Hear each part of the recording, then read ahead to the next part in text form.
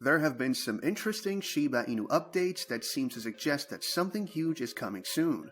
So whether you are already a Shib holder or you are still considering it, this is one video that you absolutely need to watch. Disclaimer. Getting right into it, Shiba Inu dev lead Shytoshi Kusama just recently shared a teaser for the Shibarium launch. And it definitely couldn't have come earlier because the community has been anxiously waiting for the launch of the platform, with some even believing that we'll be seeing a Valentine's Day launch. Unfortunately for those people, Shytoshi's recent update doesn't really say anything about a Valentine's Day launch. Well, to be more specific, a Shib community member, Lucy Sasinkova, shared a screenshot on Twitter. And basically, the screenshot shows some progress being made on the Shibarium platform.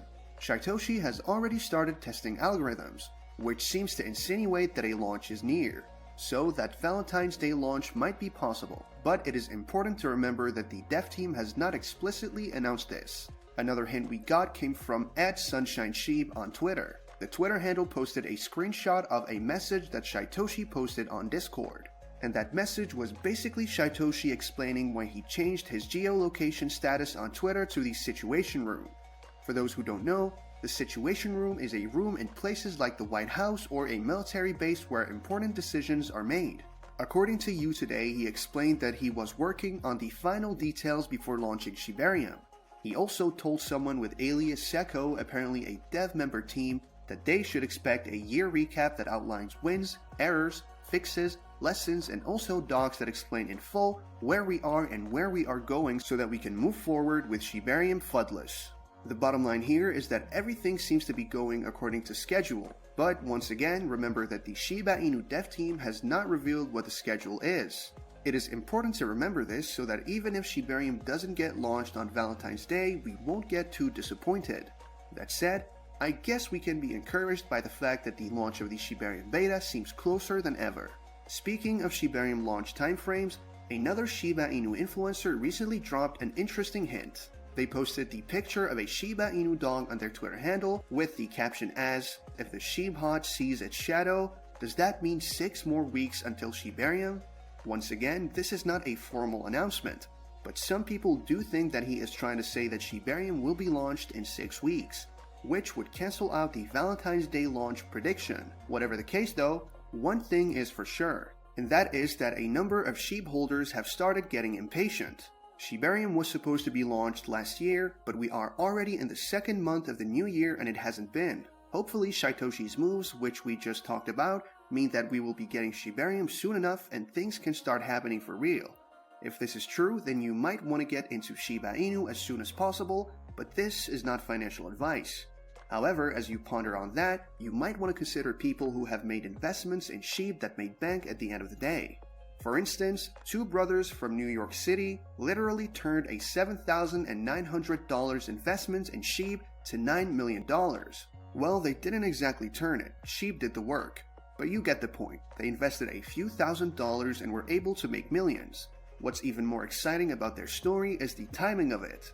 They invested that money in Shib in 2020, and then they lost their jobs not too long after, due to the entire pandemic issue. So it wasn't just a happy thing that they made all that money, it was also very helpful.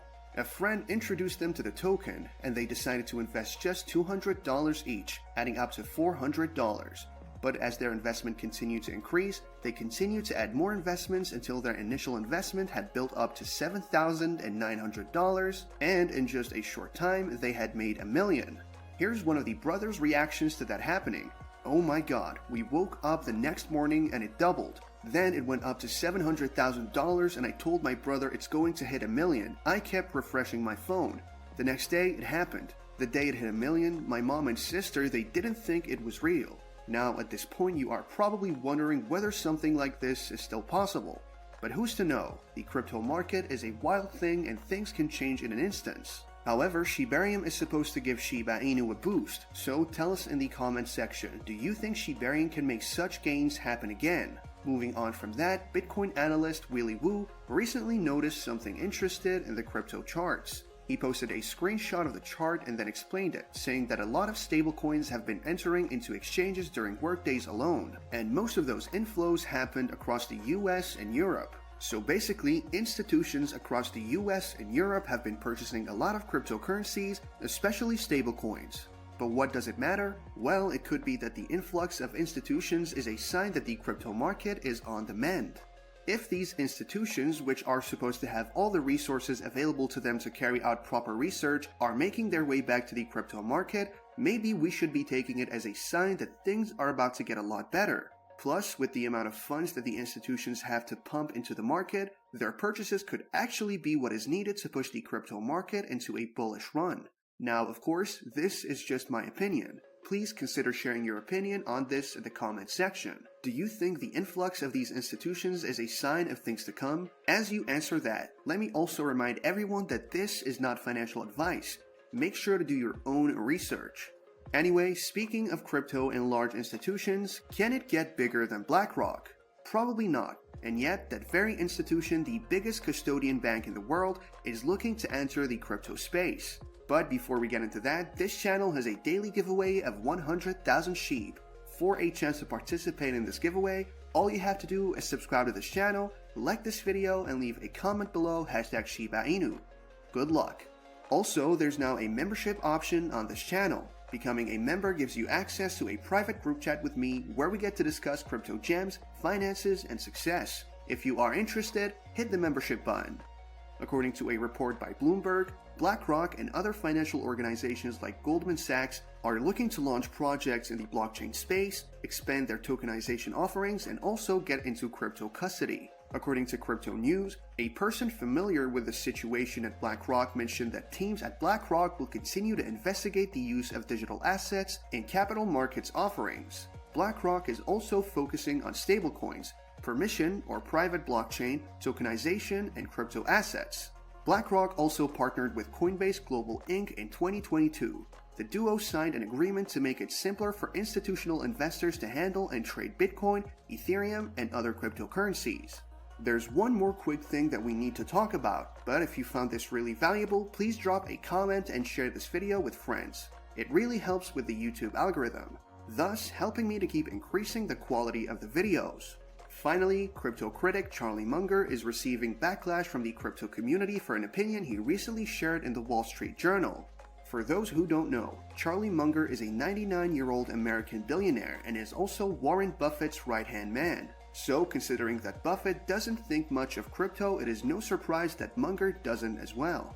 The problem though is not that he has a different opinion about crypto, the problem is that he openly said that crypto should be banned in the US, just like it is in China. He mentioned that cryptocurrencies are not currencies, commodities, or securities.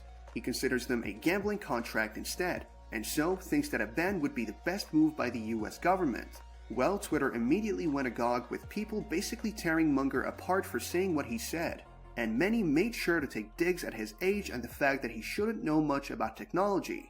The crypto community refused to take this one lying down, and hopefully Munger is not a regular on Twitter. With that, we come to the end of this video. If you enjoyed the video, then please like this video and don't forget to leave a comment in the comment section. This really helps me with the YouTube algorithm. Also, please share this video to as many people as possible. Let's get this news out there.